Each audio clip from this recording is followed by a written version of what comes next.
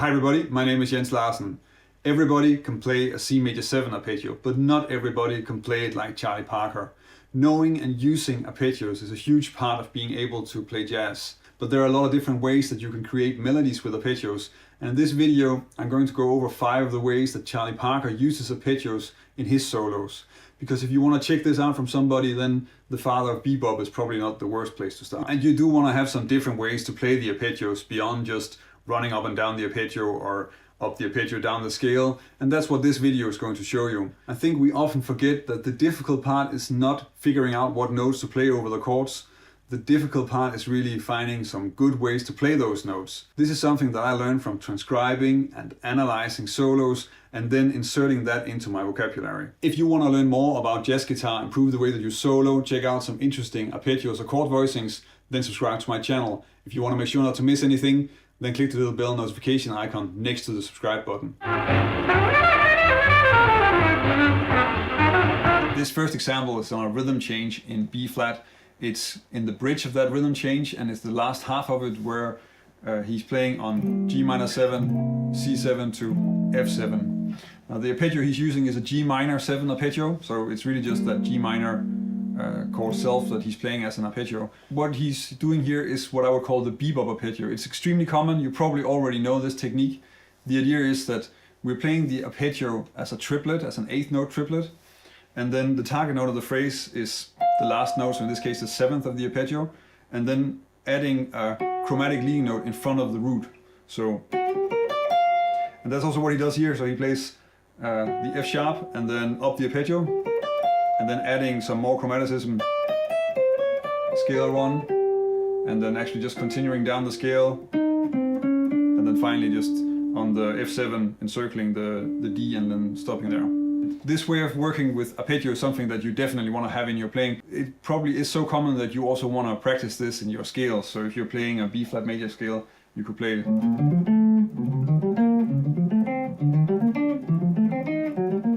Because you're going to come across this really often and you definitely want to have it in your playing.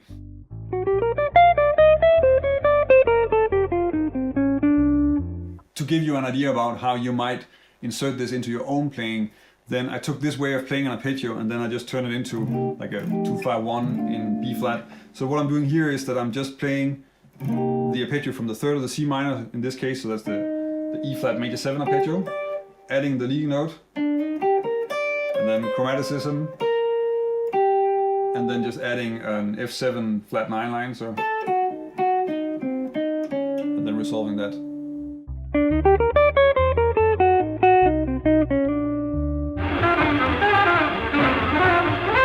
Another way that you can use arpeggios is to play them in inversion and then use them to add some really nice large intervals to your lines. So this way of doing that is what I would call the Honeysuckle Rose arpeggio. So that means that it sounds like a quote from the song Honeysuckle Rose, which is...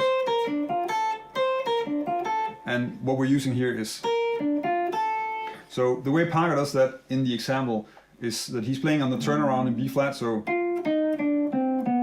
And also like some octave displacement. So really typical Parker stuff. And then on the C minor, he's playing an E flat major 7 arpeggio in first inversion. So that would be this. But he plays first the E flat, and then skips down to the G, and then up the arpeggio. And then moves on to the F7. And then adds this diminished arpeggio, and then resolves that to the F on the B flat.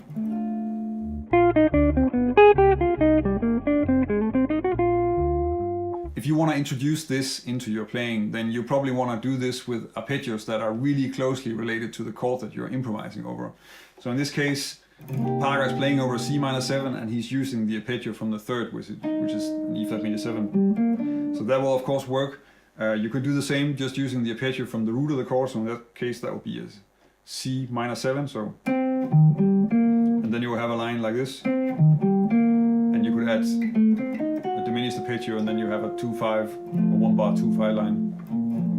Another one would be to use the arpeggio from the 5th, so that would be in this case a G minor 7 arpeggio. So, and then something like could work as well.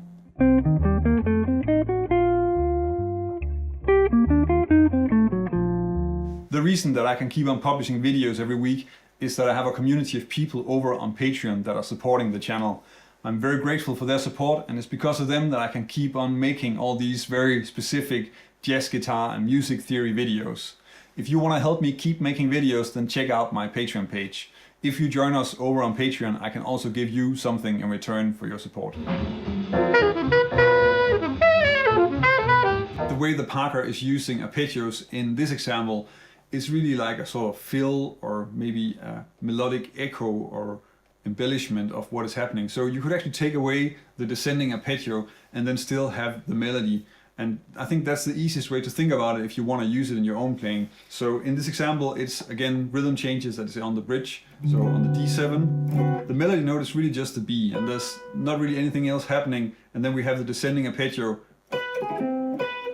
which is just there to embellish this melody of one note. And this gets even more clear when we get to the next chord, because here he moves up to the E, and then we get some chromaticism. And then down the augmented triad, so that's an F major augmented triad. And then encircling the third, and going to the third and then to the root. So here what's happening is, if we took away the descending augmented triad, then we would have a melody that still makes sense. And that's a little bit how you should think about this if you want to use it.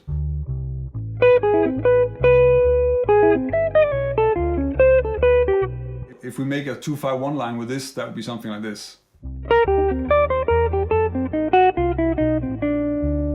Here we also have a line that actually makes sense if we just leave out most of the arpeggio and just stick with the top note.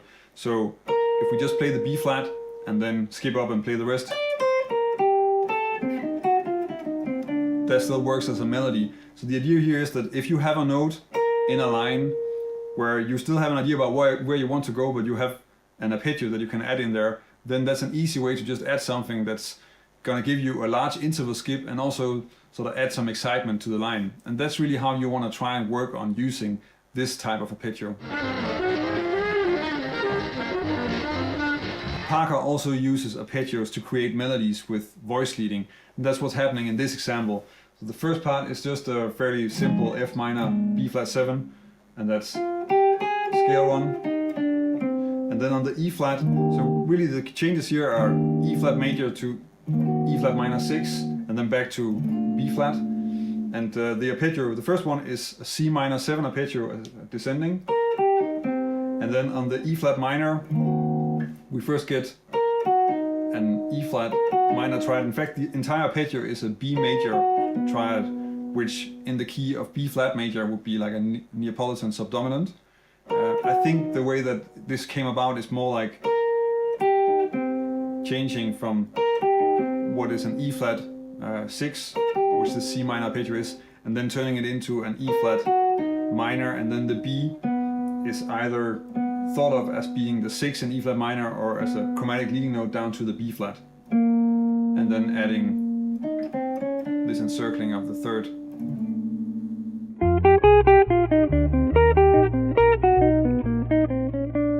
The way that you use this in your own playing is really just to take one arpeggio that you're playing. In this case I'm using an arpeggio where I can use the same top note. That's also what Parker is doing. You don't have to do that, but that's sort of a nice way to tie it all together.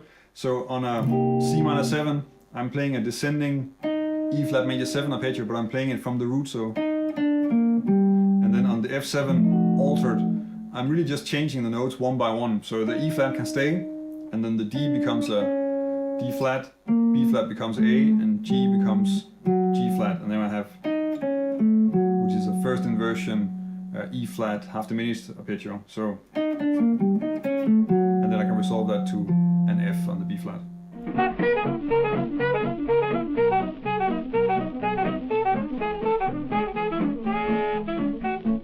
In this example, Parker is using arpeggios to create some rhythmic displacement. And this is from a solo on Cherokee. It's on the bridge of Cherokee. So it's first 2-5 in B major and then a 2-5 in A major. I'm including the 4 bars that are before the rhythmic displacement part because he's really setting it up. I think it demonstrates quite well how he makes it much more effective by first being extremely clear and then messing with what we expect. So he's playing on the C sharp minor, F sharp 7, first a descending C sharp minor arpeggio, then a descending, essentially he's just changing the B into an A sharp, but that then becomes like a descending A sharp half diminished arpeggio. And then that fills up one bar, so that's a little bit like playing the 2/5 twice as fast. So we have,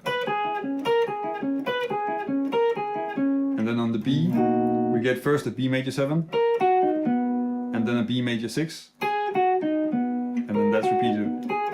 So the effect of this is really that we have the 1 and the 3, everything is clear, so.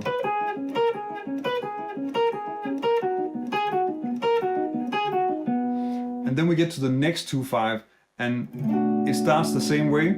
So he's on B minor 7, and then he plays a descending B minor 7 arpeggio, goes to G sharp, but then he stops here and waits a beat, and then he goes back to the B minor 7 arpeggio, but now he's not starting on the 1, he's starting on the 4, so we get a group of 3 notes instead of something that fills up a whole bar. So.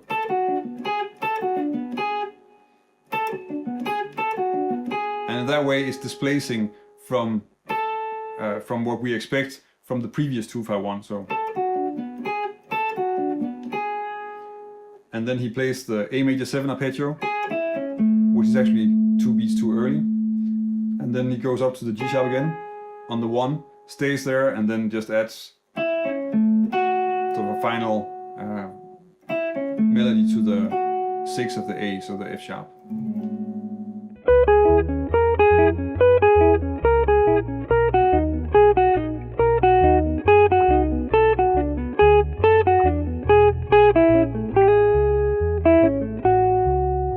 I think the way that he's setting it up, so he's first playing extremely clearly and really on the 1 and on the 3, and then immediately in the second 2/5 he starts messing with it, and it becomes groups of 3 beats instead of groups of 2 beats, and that really breaks it up in a nice way, and also really makes it for a nice build-up of what is going on. And actually also I think that this way of phrasing is something where he's quite a bit ahead of his time. It's not something that you're going to find very often until you get a lot later. To me, it's something that I would much more associate with hearing somebody like Chris Potter or Michael Brecker.